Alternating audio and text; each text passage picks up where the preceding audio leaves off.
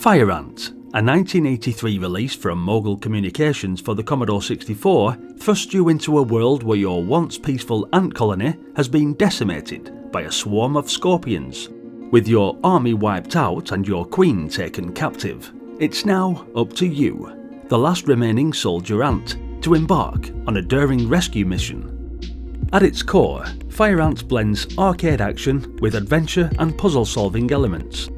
The arcade aspect involves navigating your ant through treacherous mazes while dodging scorpions, but things really get interesting when you start collecting and using various objects to help you progress. You'll quickly learn that trial and error is your best friend, though probably at the cost of a few or all of your 3 lives.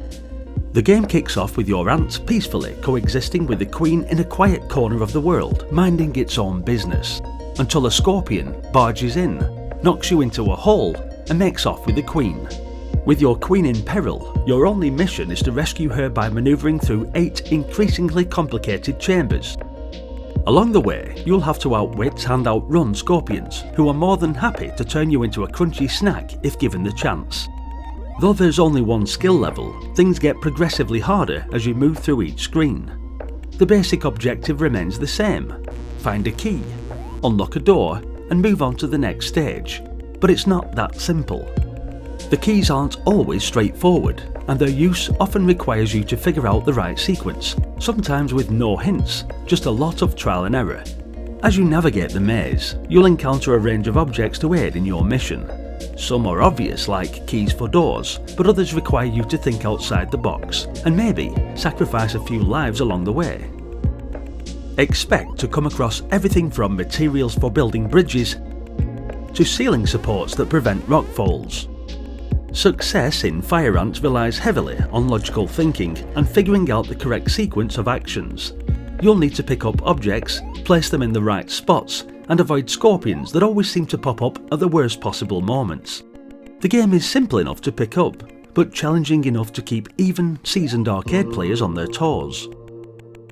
You'll need a combination of skill, intuition, and a bit of luck to get through the levels.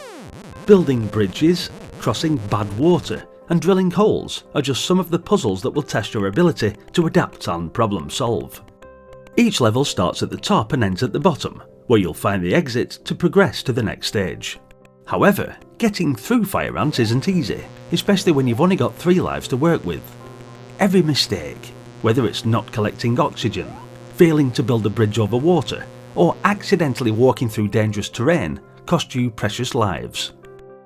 The scorpions, of course, make things even worse, with their touch being instantly fatal. They can even change colour and double their speed to really ramp up the difficulty. Thankfully, each screen offers a spade-shaped item that grants you temporary immunity from the scorpions for 15 seconds, which can be a lifesaver when you're surrounded and in need of a quick escape. Now, I have to admit, a few more lives wouldn't have hurt. It can get pretty frustrating having to start over at the first screen every time you mess up, especially after you've solved a puzzle and the novelty starts to wear off. Still, the real charm of Fire Ant lies in the seamless blend of action and puzzle solving. When the 2 elements come together, you get a surprisingly addictive and rewarding experience. Ultimately, Mogul crafted one of those games that lures you in with the just one more round mentality. Sure, running through a maze being chased by scorpions might not be the most groundbreaking concept, but for a game that came out all the way back in 1983, it's a solid, enjoyable experience. Get it fired up on your Commodore 64 and give it a whirl. Thanks for watching, guys. Hit the like button if you enjoyed the video, and share your experiences with Fire Ant in the comment section. Maybe you had this one on the Commodore 16. It's quite an early title, so I imagine that many of you would have begun your journey with that version. If you're enjoying the nostalgia and want to continue with me on this epic journey down memory lane, then be sure to subscribe to the channel as we dig deeper into the game's library, remembering the games we loved playing as kids. Hopefully, I'll see you all in the next one. Until then, bye for now.